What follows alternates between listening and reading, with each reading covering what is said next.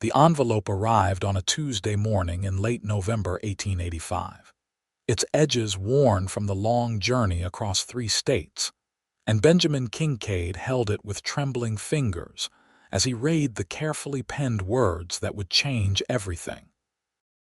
His mail-order bride, Miss Eleanor Sutton, would arrive by stagecoach on Friday afternoon at the depot in Coolidge, Arizona, and he had exactly 3 days to prepare himself for meeting the woman whose photograph had captivated him for 6 long months. The ranch hands teased him mercilessly as he scrubbed the farmhouse from top to bottom, mended curtains he had never noticed were torn, and even attempted to bake bread that turned out hard as stone. Benjamin was 32 years old, weathered by sun and work, his dark hair already showing hints of gray at the temples, and he had long resigned himself to a solitary life, until his sister Martha had suggested he write to the matrimonial agency back east. Eleanor Sutton sat in the cramped stagecoach as it rattled through the Arizona territory, her gloved hands clutching a carpet bag that contained everything she owned in this world. At 24, she had exhausted her options in Philadelphia after her father's death left her penniless, and her stepmother made it clear she was an unwelcome burden. The advertisement had promised a respectable rancher seeking a wife, someone honest and hardworking, and Eleanor had responded with equal parts desperation and hope. She studied Benjamin's photograph for the 100th time, memorizing the serious eyes and firm jaw, wondering if he would find her acceptable when they finally met face to face. The other passengers dozed or stared out at the desert landscape, but Eleanor remained alert, watching the unfamiliar terrain roll past with growing anxiety. The driver called out that they would reach Coolidge by nightfall, and Eleanor felt her stomach tighten with anticipation. She smoothed her traveling dress, a modest gray wool that had seen better days, and checked that her dark blonde hair remained properly pinned beneath her hat. The woman beside her, a Mexican merchant's wife named Rosa, had been kind during the journey, sharing food and offering advice about life in the Arizona territory. Rosa spoke of the harsh summers and the beautiful spring wildflowers, the dangers of rattlesnakes and scorpions, and the good people who had built lives in this unforgiving land. Eleanor listened carefully, trying to memorize everything, knowing her survival might depend on adapting quickly to this new world.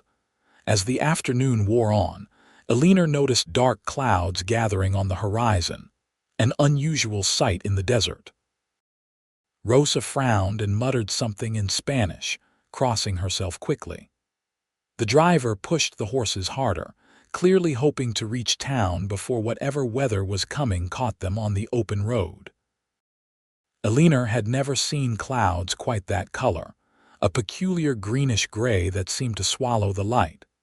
The temperature dropped noticeably, and she pulled her thin shawl tighter around her shoulders, wishing she had thought to bring something warmer. The other passengers stirred uneasily, and someone mentioned that storms in the territory could be unpredictable and dangerous. The first snowflakes began falling just as they passed a marker indicating Coolidge was still 15 miles away. Eleanor stared in disbelief as the flakes multiplied, quickly becoming a thick curtain of white that reduced visibility to almost nothing. The driver shouted something she could not hear over the sudden howling wind, and the stagecoach lurched violently as the horses panicked. Rosa grabbed Eleanor's hand, squeezing tight, her face pale with fear. The other passengers braced themselves as the coach swayed dangerously, the wheels skidding on ground that was rapidly becoming slick with snow. Eleanor had lived through Philadelphia winters, but this was different, more fierce and sudden, a blizzard that seemed to come from nowhere. The crash happened so quickly that Eleanor barely had time to scream. The stagecoach hit something, a rock or a rut in the road, and tipped sideways with a sickening crunch of wood and metal. Bodies tumbled together in a tangle of limbs and luggage, and Eleanor felt a sharp pain in her shoulder as she struck something hard. The world spun, sounds became muffled, and then everything went terrifyingly still except for the endless howl of wind and snow. She lay there for a moment, trying to understand what had happened, listening to groans and cries around her. Rosa's voice called out in Spanish, asking if everyone was alive, and Eleanor managed to respond that she was unhurt, though her shoulder throbbed painfully. The driver and the male passengers worked to force open the door, which was now above them since the coach lay on its side. One by one, they helped people climb out into the blinding storm. Eleanor emerged to find herself in a nightmare landscape where nothing was visible beyond a few feet, where the snow fell so thick and fast it seemed like a solid wall of white. The horses had broken free and disappeared into the storm, taking any hope of pulling the coach upright or continuing the journey. The driver, a grizzled man named Hank, shouted that they needed to find shelter immediately or they would all freeze to death. He thought there might be a lined shack or cave somewhere nearby, but in this weather, he could not be certain of the direction. Eleanor stood shivering in her inadequate clothing as the group huddled together, trying to decide what to do.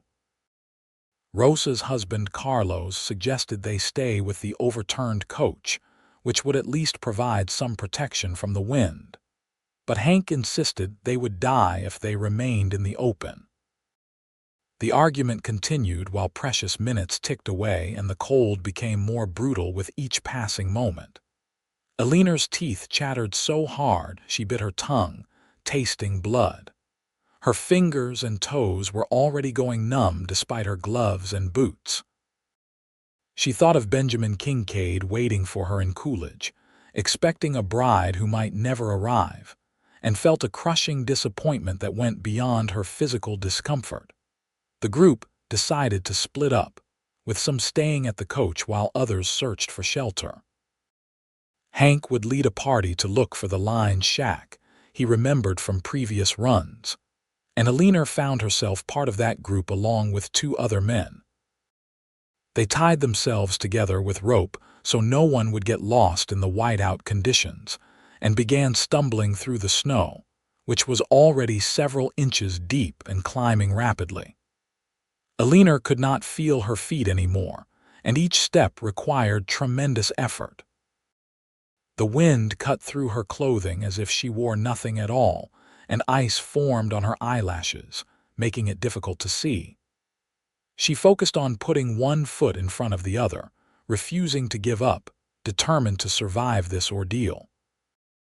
After what felt like hours but was probably only 20 minutes, one of the men shouted that he could go no further. They stopped, huddled together for warmth, and Hank admitted he could not find the lined shack in these conditions. They needed to return to the coach, but when he looked around trying to get his bearings, Eleanor saw fear flash across his weathered face. He was lost. They were all lost. The rope that connected them was their only lifeline to each other, but they had no idea which direction would lead them back to the others or to any kind of safety. Eleanor felt panic rising in her chest, threatening to overwhelm her, but she forced it down. Panic would kill her faster than the cold. Hank made a decision. They would continue in what he hoped was the direction of town, and pray they stumbled across something before they froze. The alternative was to sit down in the snow and wait for death, and none of them were ready to accept that fate. They pressed on, the world reduced to white noise and white blindness, each breath burning in Eleanor's lungs, each step an act of will. She thought of her father, dead 2 years now, and wondered if she would see him soon. She thought of Benjamin Kincaid and the life they might have had together.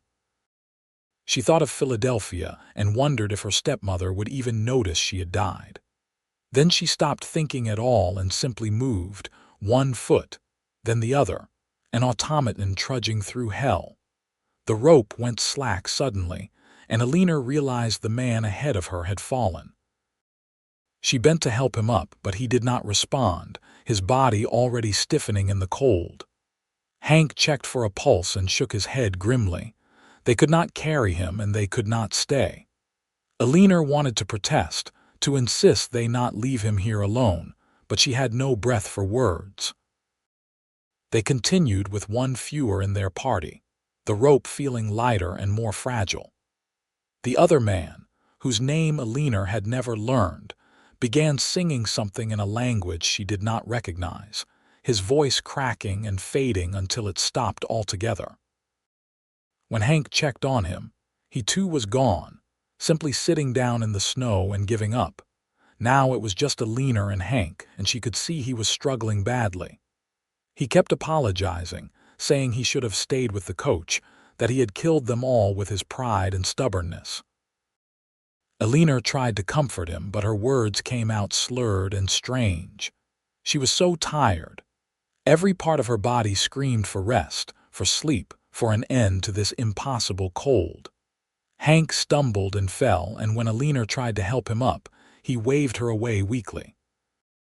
He told her to keep going, to follow the wind, that it might lead her somewhere. She shook her head, refusing to leave him, but he untied the rope with fumbling fingers and pushed her away.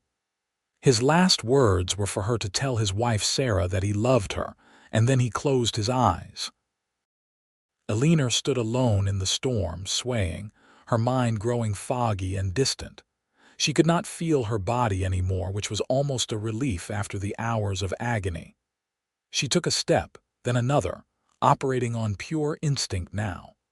The wind pushed her and she let it, too exhausted to fight. She thought she saw lights, but when she moved toward them, they vanished. Hallucinations, probably.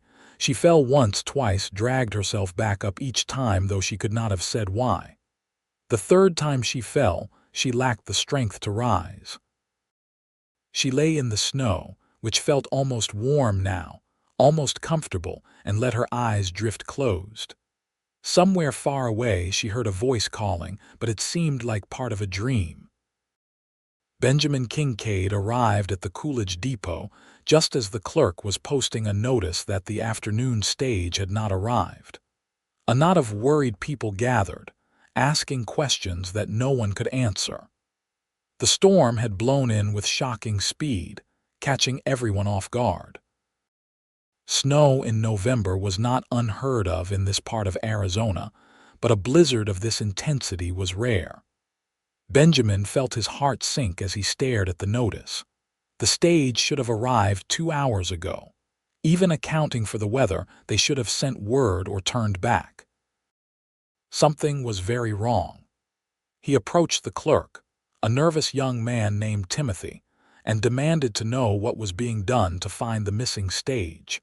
Timothy explained that the sheriff had forbidden anyone from going out in the storm, saying it would be suicide. They would have to wait until it passed and then send a search party. Benjamin listened to this with growing fury. His bride was out there somewhere, possibly hurt or dying, and they wanted him to wait and do nothing.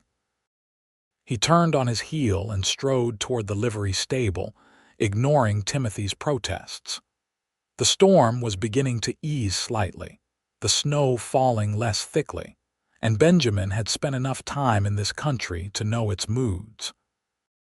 He had a few hours before dark, maybe less, but he could not stand idle while Eleanor was in danger.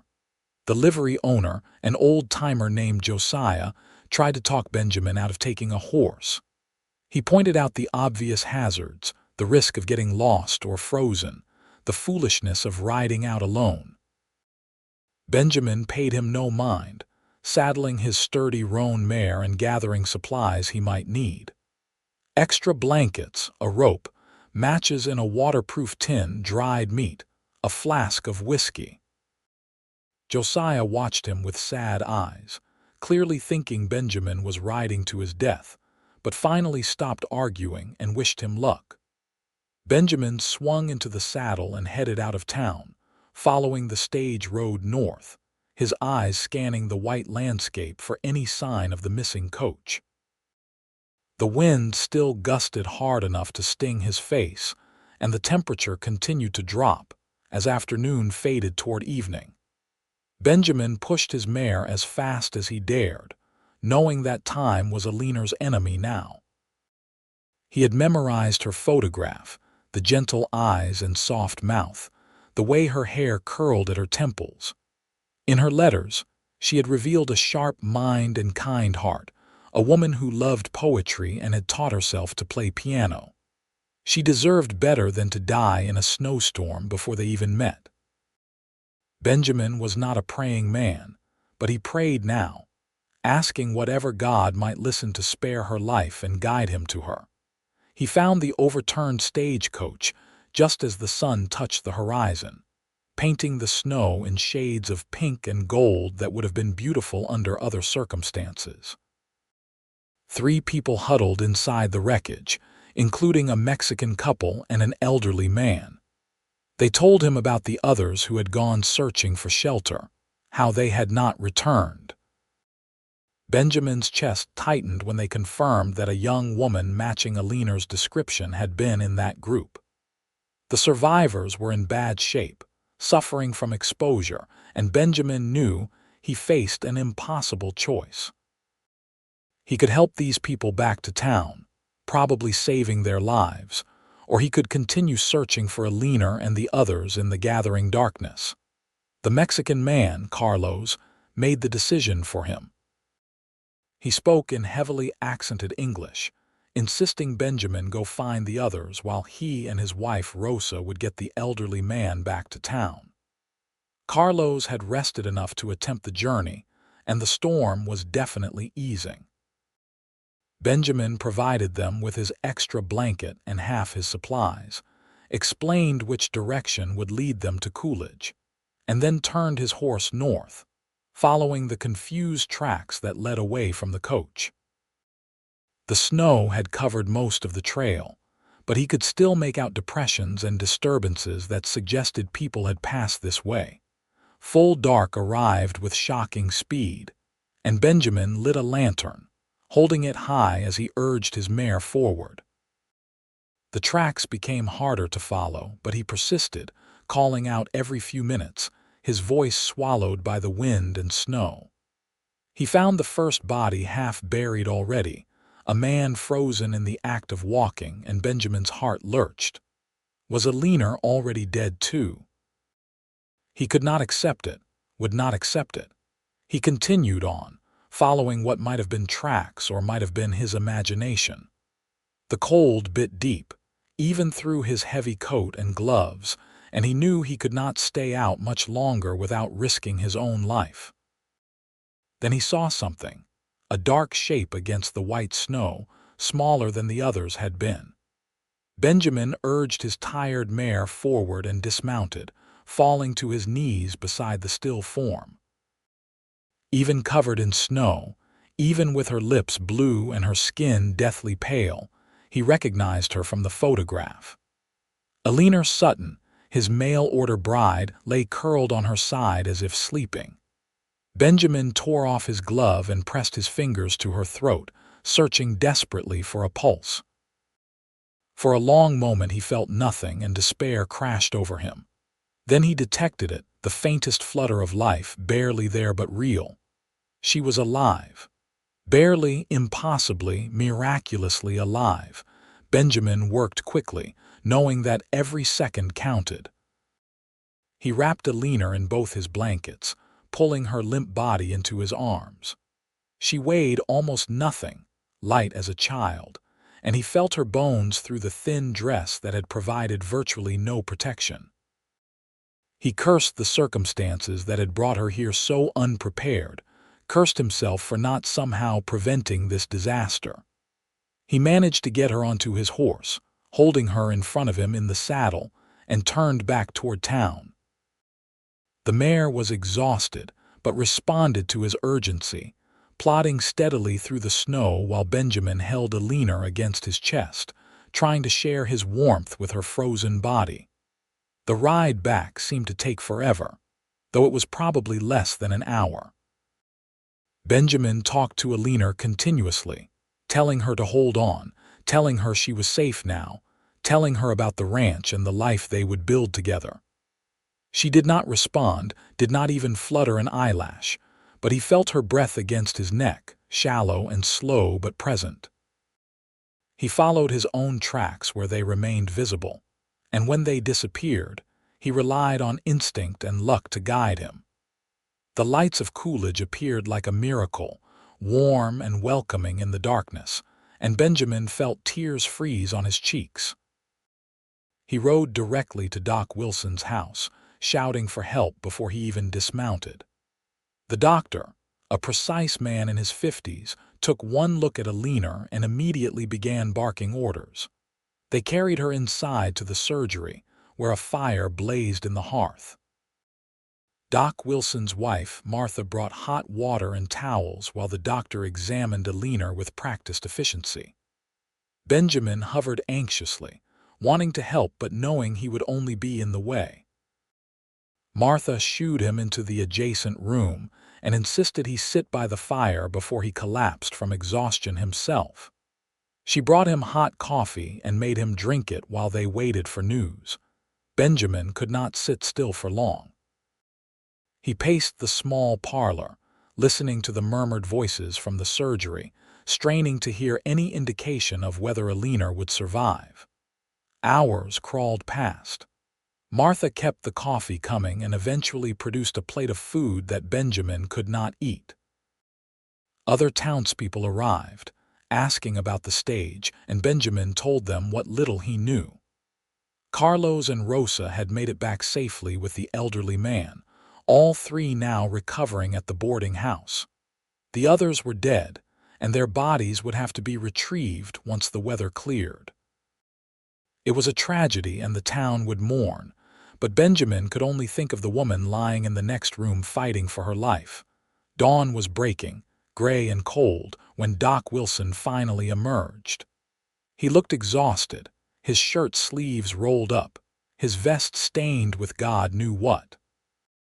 Benjamin jumped to his feet, searching the doctor's face for answers.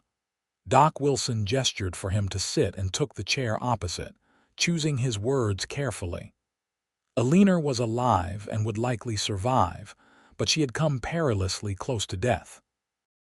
She had severe frostbite on her fingers, toes, and nose, and the next few days would determine whether she would lose any extremities. She was suffering from exposure and exhaustion, and she would need careful nursing to prevent fever or other complications. She was young and strong, which worked in her favor, but the doctor could make no promises. Benjamin asked if he could see her, and Doc Wilson hesitated before nodding. He led Benjamin into the surgery, where Eleanor lay in a narrow bed pulled close to the fire. Someone had changed her into a clean nightgown, and her hands and feet were wrapped in bandages.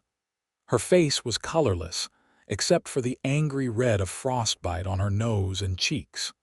She looked impossibly small and fragile, nothing like the capable woman whose letters had charmed him. Benjamin pulled a chair to her bedside and sat down heavily, taking her bandaged hand gently in his. Doc Wilson explained that Martha would sit with Eleanor during the day, but they would need someone to watch her at night.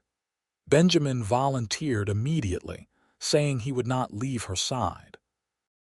The first 2 days were the worst. Eleanor drifted in and out of consciousness, sometimes mumbling incoherently, sometimes crying out in fear. Benjamin stayed with her through it all, wiping her forehead when fever spiked, holding water to her cracked lips, talking to her even when she showed no sign of hearing. He told her about the ranch, describing the house and the land, the cattle and horses, the mountains visible in the distance on clear days. He told her about his parents, long dead, and his sister Martha, who lived in Tucson. He read to her from a book of poetry he borrowed from Mrs. Wilson, recognizing some of the verses Eleanor had quoted in her letters. On the third day, Eleanor's eyes opened and focused on his face. Benjamin, who had been drowsing in his chair, snapped awake immediately. For a long moment, they simply looked at each other, these two strangers whose lives had become inextricably linked. Eleanor's voice, when she finally spoke, was barely a whisper, roughened by disuse and damage. She asked where she was, and Benjamin explained as gently as he could. Tears leaked from the corners of her eyes as she processed the information, mourning the people who had died, understanding how close she had come to joining them. Benjamin wanted to comfort her, but had no idea how, so he simply held her hand and let her cry. Recovery was slow and painful. Eleanor's frostbite was severe, and Doc Wilson worked to save her fingers and toes, applying salves and changing bandages multiple times daily. She endured it all with a stoicism that impressed everyone who witnessed it, biting down on leather straps when the pain became overwhelming, never complaining even when Benjamin could see agony in her eyes. He marveled at her strength, this woman who had traveled across the country alone to marry a stranger, who had survived conditions that killed hardened frontiersmen. She was nothing like he had imagined, and everything he had hoped for. As Eleanor grew stronger, they began to talk, really talk, getting to know each other in circumstances neither had anticipated. Eleanor spoke of her childhood in Philadelphia, her father who had been a school teacher, her love of learning frustrated by limited opportunities for women. She described her stepmother with careful neutrality, but Benjamin read between the lines and understood that Eleanor had not been treated kindly. She admitted her fears about coming west, about marrying someone she had never met, but said the alternative had been worse. At least in Arizona, she would have a chance at happiness, at building something of her own. Her courage humbled Benjamin, made him want to be worthy of her trust. Benjamin shared his own story, growing up on a hardscrabble ranch in Texas, moving to Arizona territory after his parents died in a cholera outbreak. He had built his ranch from nothing, working as a ranch hand and saving every penny until he could afford land of his own. He had always been too busy for courting, too focused on survival and success, until he woke up one morning and realized he was 32 years old and utterly alone. His sister had nagged him about finding a wife, but the few single women in Coolidge had not sparked his interest. The matrimonial agency had seemed like a reasonable solution, a practical arrangement that might grow into something more. He had not expected to feel this overwhelming need to protect and care for someone he barely knew. Eleanor remained at Doc Wilson's house for 2 weeks, regaining her strength and learning to walk again on feet that were still tender and healing. The frostbite damage had been less severe than initially feared, and she would keep all her fingers and toes, though some bore scars she would carry for life. Benjamin visited every day, sometimes twice, bringing small gifts of flowers dried from summer, a hair ribbon from the general store, a book he thought she might enjoy. They played checkers and cards, talked for hours about everything and nothing, and slowly developed a friendship that felt deeper than the circumstances should have allowed. The question of their marriage hung unspoken between them. Benjamin did not want to pressure Eleanor, knowing she had every right to refuse him after what she had endured. She had come to Arizona to marry him, yes, but the contract had been broken by disaster, and he would not hold her to it if she wished to return east. The thought of losing her before they even had a chance made his chest ache, but he would not trap her in a marriage she did not want. Eleanor seemed to be struggling with the same questions, often falling silent in the middle of conversations, her eyes distant and troubled. Martha Wilson, playing matchmaker with the subtlety of a freight train, finally forced the issue. She cornered Benjamin in the parlor one afternoon and demanded to know his intentions. He stammered that he wanted to marry Eleanor, of course, but only if she wanted him. Martha rolled her eyes and informed him that Eleanor was terrified he would reject her, seeing her as damaged goods, a burden rather than a bride. Benjamin stared at her in shock. How could Eleanor think such a thing? Martha suggested he might want to actually tell Eleanor how he felt instead of tiptoeing around the subject like a nervous schoolboy. Then she pushed him toward the surgery and closed the door firmly behind him. Eleanor sat by the window, her bandaged hands folded in her lap, looking out at the snow that still covered the ground. She turned when Benjamin entered, and the hope mixed with fear in her eyes made him throw caution aside. He crossed the room in 3 strides and knelt beside her chair, taking her hands as gently as he could. The words tumbled out, awkward and heartfelt, telling her that he had searched for her through the storm because he could not bear the thought of losing her before they even met. He said that these 2 weeks had been the happiest of his life despite the circumstances, and that he wanted nothing more than to marry her if she would have him. He promised to spend every day trying to deserve her, to build the life they had both dreamed of. He said he thought he was falling in love with her, and if she needed time, he would wait. He would wait forever. Eleanor's response was to lean forward and kiss him, her lips soft and warm against his. It was Benjamin's first kiss, though he would never have admitted it, and he thought his heart might burst from his chest. When they finally pulled apart, both breathing hard, Eleanor whispered that she wanted to marry him, that she had been afraid he saw her as an obligation rather than a choice. Benjamin laughed, the sound half-sob, and kissed her again.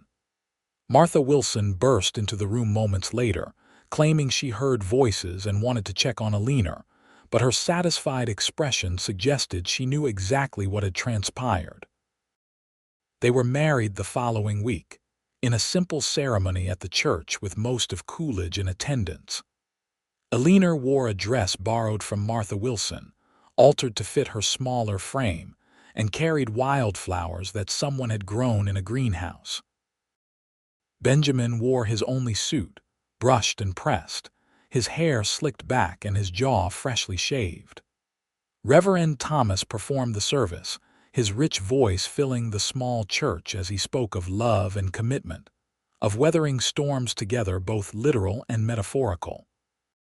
When Benjamin placed the ring on Eleanor's finger, a simple gold band that had belonged to his mother, his hand shook so badly he nearly dropped it. Eleanor steadied him with a smile that made him forget to breathe. The wedding supper was held at the boarding house, with everyone contributing dishes and well wishes. Carlos and Rosa attended, Rosa crying happy tears and hugging Eleanor like a long-lost daughter. They shared stories of the storm and their survival, toasting those who had not been as fortunate. The elderly man Eleanor had helped save, a former judge named Hiram, gave a rambling but heartfelt speech about second chances and the resilience of the human spirit. Benjamin barely tasted the food, too aware of Eleanor beside him, her shoulder pressed against his, her hand clasped in his beneath the table. She was his wife now, this remarkable woman, and he still could not quite believe his fortune. They left the celebration early, driving to the ranch in a wagon borrowed from Josiah at the livery. The night was clear and cold, stars scattered across the sky like diamonds. Eleanor huddled close to Benjamin under a thick blanket, and he pointed out constellations, telling her the names his mother had taught him. The ranch appeared as they crested a rise, lamplight glowing in the windows, thanks to his foreman Miguel, who had prepared the house for the newlyweds. Benjamin carried Eleanor across the threshold, ignoring her laughing protests that her feet were perfectly functional now, and set her down gently in the front room. The house was small but comfortable, 4 rooms that Benjamin had built with his own hands. Eleanor walked through it slowly, taking in the simple furniture, the curtains he had mended so badly, the wood stove that heated the main room, the bedroom with its quilt-covered bed. She touched things gently, a book on the shelf, a tin cup by the wash basin, claiming each item as part of her new life. Benjamin watched her, nervous despite himself, wondering if she found it lacking compared to what she had known in Philadelphia. But when Eleanor turned to him, her eyes were shining. She told him it was perfect, that it was theirs, and that she could not wait to make it a home. Their wedding night was tender and awkward, two inexperienced people learning each other in the darkness. Benjamin was terrified of hurting Eleanor, still thinking of her as fragile from her ordeal, but she guided him with patience and growing confidence. Afterward, they lay tangled together beneath the quilts, listening to the wind outside and the pop of settling embers in the stove. Eleanor traced the scars on Benjamin's hands, marks left by years of ranch work, and he kissed the fading frostbite scars on her fingers. They talked until they fell asleep mid-sentence, exhausted and content. The next months were a period of adjustment and discovery. Eleanor threw herself into learning everything about ranch life, refusing to be pampered despite Benjamin's protective instincts. She learned to cook on the wood stove, producing meals that improved from barely edible to quite good. She learned to tend the kitchen garden, to preserve and pickle, to churn butter and collect eggs from the temperamental hens. She learned to ride, starting with the gentlest mare and gradually building confidence until she could keep up with Benjamin on his rounds of the property. She met the ranch hands, winning them over with her genuine interest in their stories and her willingness to work alongside them when needed. Miguel, Benjamin's foreman, was initially skeptical of the new bride, expecting a pampered Eastern lady who would demand constant attention. He changed his mind the day he found Eleanor helping deliver a breech calf, her dress ruined and her arms bloody to the elbows, refusing to give up even when the exhausted cow seemed ready to. The calf survived thanks largely to Eleanor's stubborn determination, and Miguel declared her a true rancher's wife, the highest compliment he knew how to give. After that, the other hands accepted her completely, teasing her like a younger sister and teaching her the skills she needed to thrive in this hard country. Eleanor faced challenges that went beyond physical labor. The isolation of ranch life was profound compared to Philadelphia's crowded streets, and there were days when she felt desperately lonely. The nearest neighbor was 5 miles away, and trips to town were infrequent and weather-dependent. She missed theaters and concerts, libraries and bookshops, conversations about art and literature with educated people. But she also discovered compensations she had never imagined. The silence of the desert at sunrise, the incredible stars undiminished by city lights, the satisfaction of watching things grow under her care, the deep peace that came from falling into bed, exhausted each night, knowing she had accomplished something real and tangible. Benjamin watched his wife blossom, her pale skin turning golden in the Arizona sun, despite the bonnets she faithfully wore, her thin frame filling out with muscle and the healthy weight of regular meals.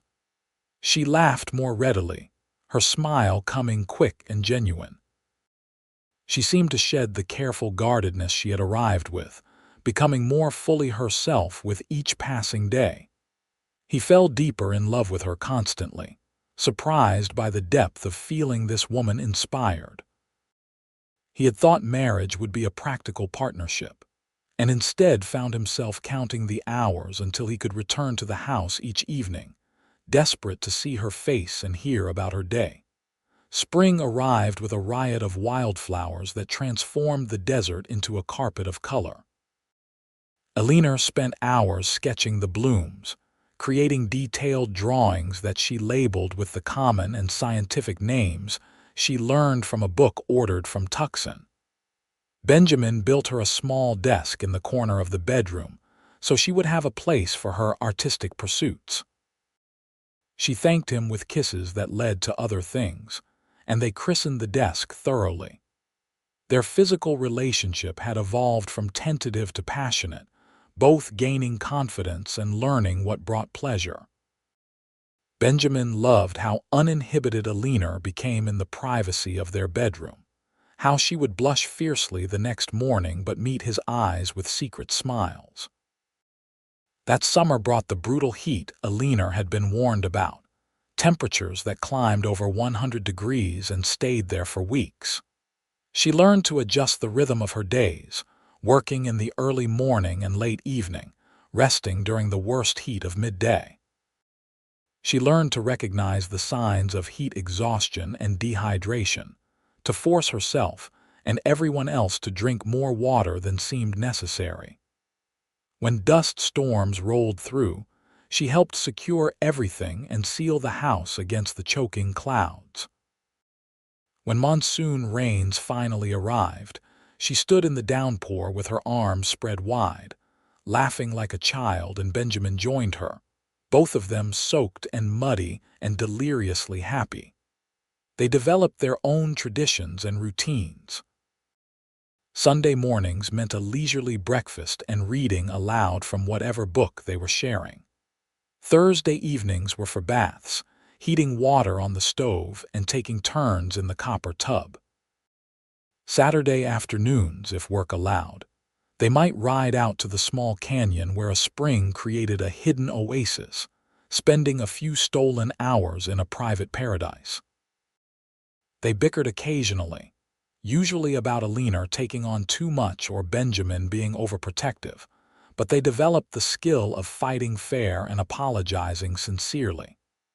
They talked about everything, dreams and fears, memories and hopes, building intimacy through shared words. Eleanor made friends in town during their monthly supply trips. She grew especially close to Anna Foster, the school teacher, a spinster of 40 who possessed a sharp wit and impressive library. Anna loaned Eleanor books, and they discussed literature over tea, giving Eleanor the intellectual stimulation she craved. She befriended Sarah Martinez, whose husband ran the general store, learning from Sarah's expertise in traditional medicine and cooking.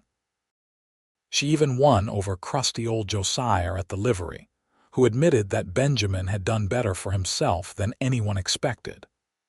These friendships eased Eleanor's loneliness and gave her a place in the community beyond just being Benjamin's wife. As autumn arrived again, nearly a year since Eleanor's disastrous arrival, she discovered she was pregnant. The realization came gradually, missing her monthly courses, feeling nauseous in the mornings, noticing her breasts becoming tender. She waited until she was certain before telling Benjamin, wanting to be sure, and when she finally shared the news, his reaction exceeded her hopes.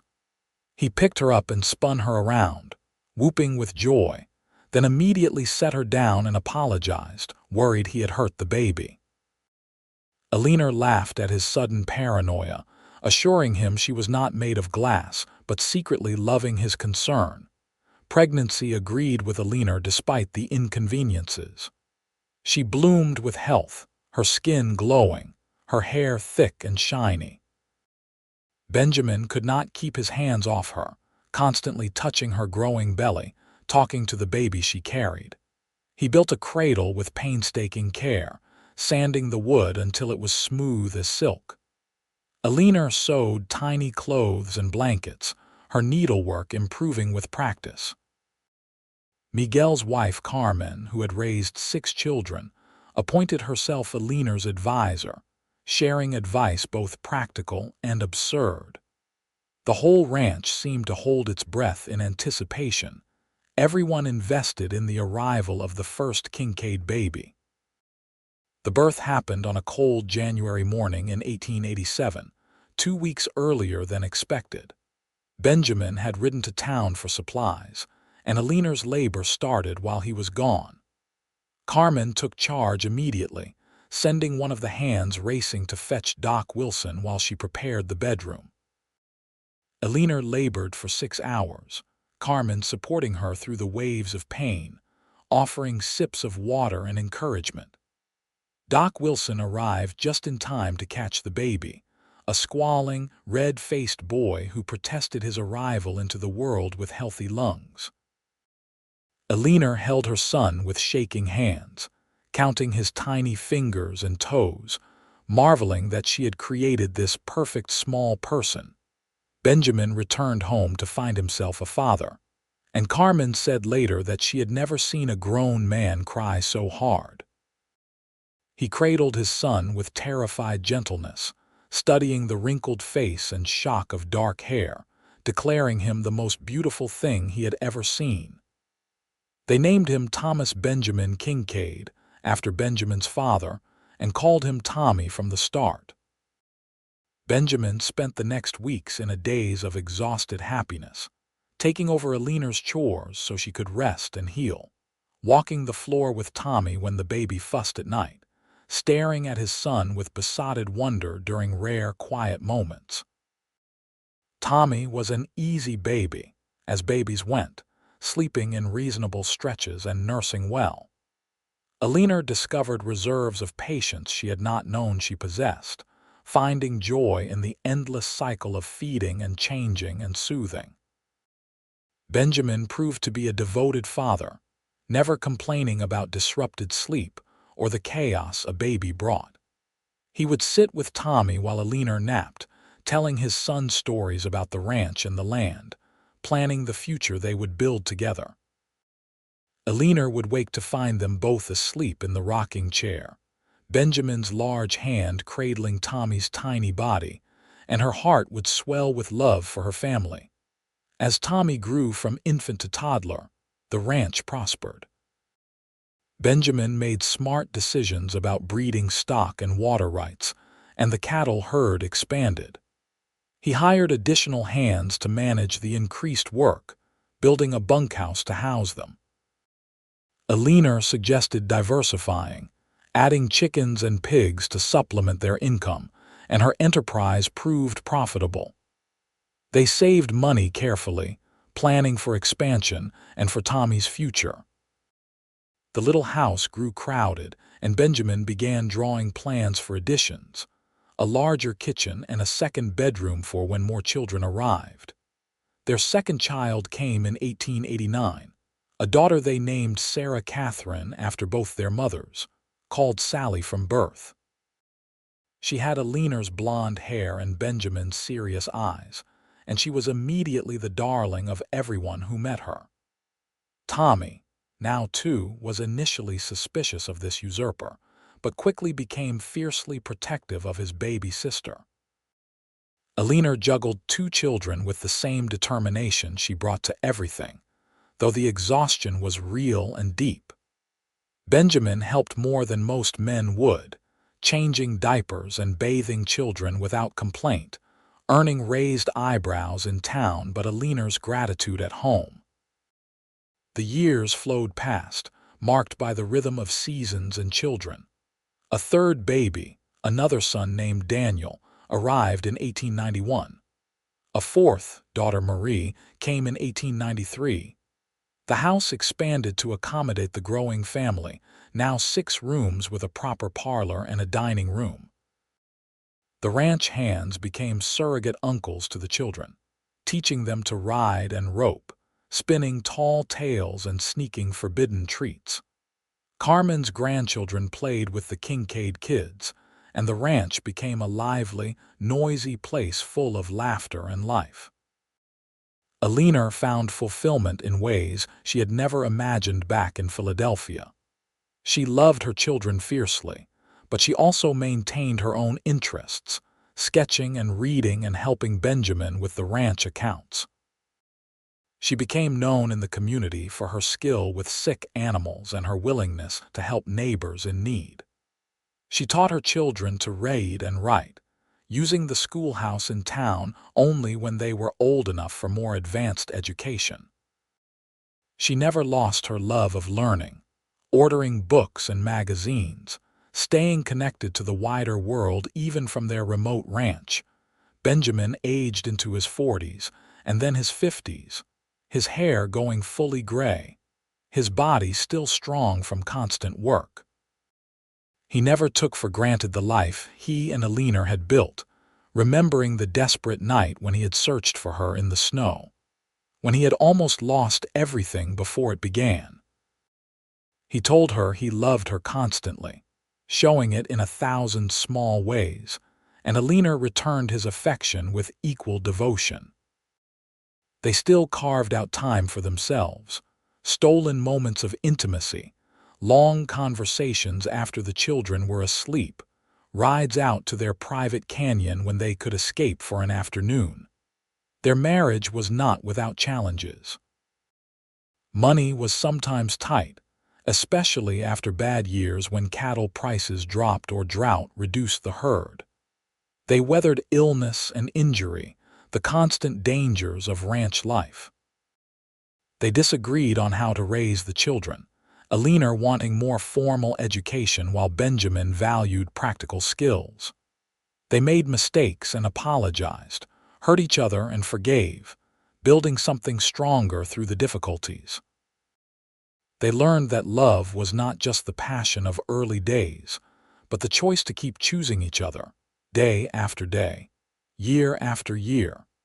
As Tommy approached his 18th birthday in 1905, Eleanor looked back on the 20 years since that terrible night in the snow and marveled at the journey. She had left Philadelphia as a desperate woman with no options, and had become someone strong and capable, surrounded by family and community. The faint scars on her fingers and toes served as permanent reminders of how fragile life could be, how quickly circumstances could change.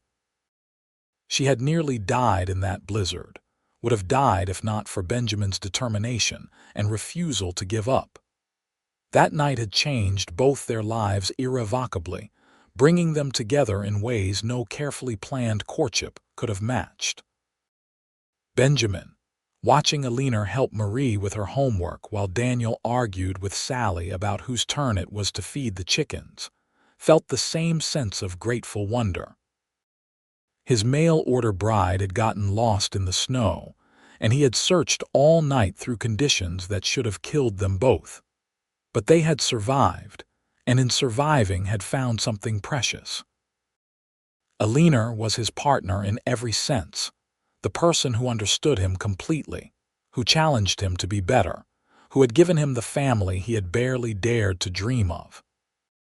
He had found his soulmate in the most unlikely circumstances, and he thanked fate or luck or God for that terrible storm that had brought them together. The children grew up healthy and strong, each developing their own personalities and dreams. Tommy showed aptitude for ranching and seemed likely to take over the operation eventually. Sally wanted to be a teacher like Miss Foster in town. Daniel talked about becoming a veterinarian after reading about the profession in one of Eleanor's magazines. Marie, still young, changed her mind daily about what she wanted to be when she grew up. Benjamin and Eleanor supported all their children's ambitions, determined to give them opportunities they themselves had lacked. They had worked too hard building a better life to limit their children's possibilities. On the 20th anniversary of their wedding, Benjamin surprised Eleanor with a trip to Tucson, their first time away from the ranch together in years. They stayed in a hotel with running water and electric lights, luxuries that seemed almost decadent. They attended the theater and dined in a restaurant, dressed in their finest clothes. Benjamin bought Eleanor a locket with their children's pictures inside, and she bought him a new hat that made him look distinguished. But their favorite part of the trip was simply being alone together, walking hand in hand down city streets, talking without interruption, remembering who they had been before children and responsibilities consumed their lives. They returned home refreshed, ready to dive back into the chaos of family life. The ranch continued to prosper, and Benjamin began turning more responsibilities over to Tommy, who was proving himself capable and level-headed. Eleanor started writing down family recipes and stories, wanting to preserve their history for future generations. She wrote about the storm and its aftermath, about the long recovery and the growth of their love, about the life they had built from near tragedy. Her children read the stories with fascination, asking questions about those early days, marveling that their capable mother had once been a frightened woman lost in the snow. Benjamin and Eleanor grew old together, their hair turning white, their bodies aging but their love remaining constant. They celebrated their 30th anniversary surrounded by children and grandchildren, Tommy having married and started his own family. They celebrated their 40th anniversary more quietly, just the two of them and Sally, who had never married and now taught at the school in Coolidge. Their 50th anniversary in 1935 was a community event, with half the town attending the party at the ranch, celebrating a couple who had become legendary for their enduring partnership. By then, Benjamin moved slowly, arthritis making his joints stiff, but his mind remained sharp. Eleanor's eyesight was failing, but she could still make her way around the ranch that had been her home for 50 years. They spent their days on the porch, watching the land they had built together, holding hands like newlyweds. They told stories to their great-grandchildren, who listened with varying degrees of attention, about the old days when Arizona was still a territory, when life was harder but somehow simpler. Eleanor passed away peacefully in 1938 at the age of 77, with Benjamin holding her hand just as he had on that long-ago night when he found her in the snow. She slipped away in her sleep, and Benjamin sat with her body for hours, remembering everything they had shared, all the years and moments that had made up their life together. He grieved deeply, but without bitterness, knowing they had been blessed with more time than many couples received. He had found his soulmate against impossible odds, and they had made the most of every day they were given. Benjamin followed Eleanor 6 months later, his heart simply giving up without her to keep it beating. The family buried them side by side on a hill overlooking the ranch, under a shared headstone that bore their names and the simple inscription, "Together forever, joined by snow and saved by love." Their children and grandchildren gathered to mourn and to celebrate, sharing stories of the remarkable couple who had built something lasting from a disaster that should have destroyed them. The ranch continued under Tommy's management, and then his sons, a legacy passed down through generations. The house was expanded and modernized, but the original 4 rooms that Benjamin built remained, preserved as a reminder of humble beginnings. Eleanor's sketches hung on the walls, protected behind glass, her observations of desert life now considered valuable historical documents. Benjamin's tools were displayed in the barn, worn smooth by years of use. The story of the mail-order bride lost in the snow and the cowboy who found her became family legend, told and retold, growing slightly more dramatic with each generation but never losing its essential truth. The canyon with the spring remained a special place, visited by couples seeking privacy and romance, considered by family tradition to be lucky for love. Proposals happened there regularly, usually followed by weddings at the ranch, continuing traditions Eleanor and Benjamin had started. Their descendants scattered across the country, but many returned regularly, drawn back to the land that held their roots, the place where a desperate search in a blizzard had changed the course of so many lives. In the end, Benjamin and Eleanor's story was one of love born from crisis, of 2 people who found each other in the worst circumstances and built something beautiful. They proved that soulmates are not just found but made, through years of shared struggle and joy, through choosing each other repeatedly, through weathering storms both literal and metaphorical. Their legacy was not just the ranch or the children, but the example they set of what marriage could be when two people truly committed to building a life together.